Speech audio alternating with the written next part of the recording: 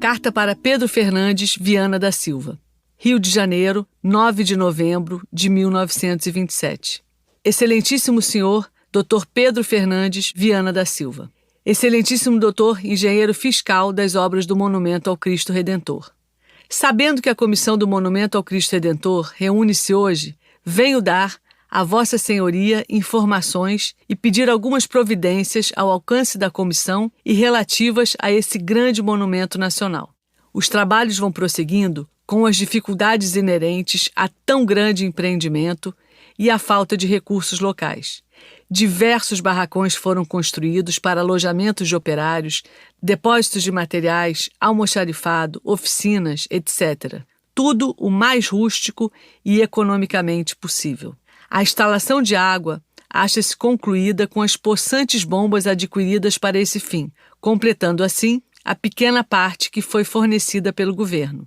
Aqui é oportuno dizer que a água nos foi oferecida não em paineiras, como consta do orçamento, mas a 400 metros mais abaixo, em distância, com vantagens, porém, do volume do que podemos dispor. Tanques e abrigos para as bombas motores foram igualmente construídos em paineiras no meio da serra e no final dos trilhos. Essa instalação foi completada com diversas ramificações que levam esse precioso líquido às oficinas, ao alto do pico e a todos os lugares onde ele se torna necessário. Considero essa instalação suficiente para as obras que estão sendo executadas, necessitando para o futuro apenas de algumas tubulações e de canos de ferro quando crescermos em altura do monumento. O plano inclinado, adquirido para o transporte de materiais, podendo servir também para o de passageiros, tem sido de difícil montagem pela natureza do terreno de sua fundação. Foi-nos necessário abrir um poço em rocha viva de cerca de 4 metros de profundidade, representando uma cubagem de mais de 40 metros. Trabalho como esse, custoso e dispendioso, vamos encontrando a cada passo. O exíguo terreno para as nossas instalações, em redor do pico, obriga-nos a utilizar cada palmo de terra, tornando-se necessário fazer aqui uma muralha, mais adiante uma escavação, trabalhos necessários e impossíveis de serem orçados com exatidão. Devo a isso acrescentar que tenho encontrado, nos flancos daquele morro, grandes blocos de pedras em precárias condições de equilíbrio, tendo sido necessário calçá-las convenientemente a fim de evitar que venham eles a se abater sobre os barracões já construídos, não sendo pequeno o custo de concreto assim empregado.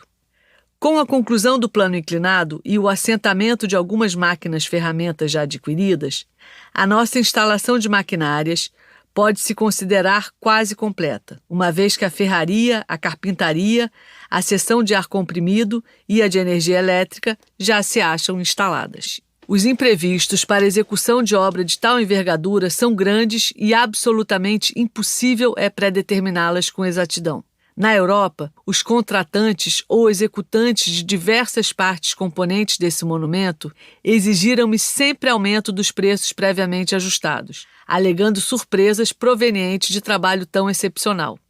Para não me alongar, estarei dando o exemplo da firma Laurent Saveg, que, tendo ajustado a execução em ferro da maior parte dos perfis horizontais do corpo da estátua, em cerca de 14 mil francos, veio a cobrar-me 26.824 francos quando concluídas. Outro exemplo típico é o da Light, que, tendo orçado a remoção do pavilhão em 30 mil réis, cobrou-nos cerca de 58 mil réis. Essa exposição virá chamar a atenção da comissão para os grandes encargos dessa obra. No orçamento apresentado, as despesas foram calculadas com isenção de direitos aduaneiros. Ora, não só não obtivemos a isenção, como vultuosas quantias tiveram de ser empregadas nesse fim. Os direitos sobre o ferro custam quase o dobro de no custo. O de cimento, gesso e outros materiais são igualmente pesados. Estamos com o câmbio fixado em taxa vil, quando as condições do país permitirão prever nas proximidades de 8 mil a 11 mil. Esta circunstância encarece todos os preços. Além dessas dificuldades que venho salientando, Os trabalhos têm sido algo retardados com as chuvas continuadas e anormais de setembro e outubro, o que tem feito com que dificilmente mantenha o operariado no serviço, pois isso implica a diminuição dos salários e em tão áspero trabalho. A nossa organização é, entretanto, muito boa e tudo se acha regularmente organizado para o desempenho dessa grande obra. Se grandes são as dificuldades que enfrentamos e que teremos que enfrentar, ainda grande será a fama dessa obra colossal. E grande será ainda a alegria e o consolo que ela trará a todo o coração crente. Pelo tópico junto do Correio da Manhã, do 5 do Corrente, pode-se ter uma ideia da opinião da cidade sobre o formidável monumento. O estatuário Landowski tem concluído seu trabalho, sendo credor, por saldo de contas, da quantia de 30 mil francos, cujo pagamento peço seja feito o mais breve possível. Peço que me seja fornecida a relação de todas as despesas feitas e pagas pelo senhor tesoureiro, com exceção das quantias que foram remetidas para a Europa, a fim de poder cobrar a minha administração conforme cláusula contratual, cujo pagamento também peço seja autorizado.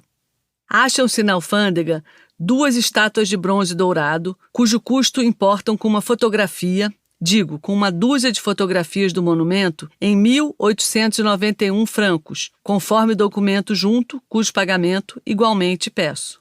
Com toda a consideração com Vossa Senhoria, atenciosamente, Heitor da Silva Costa.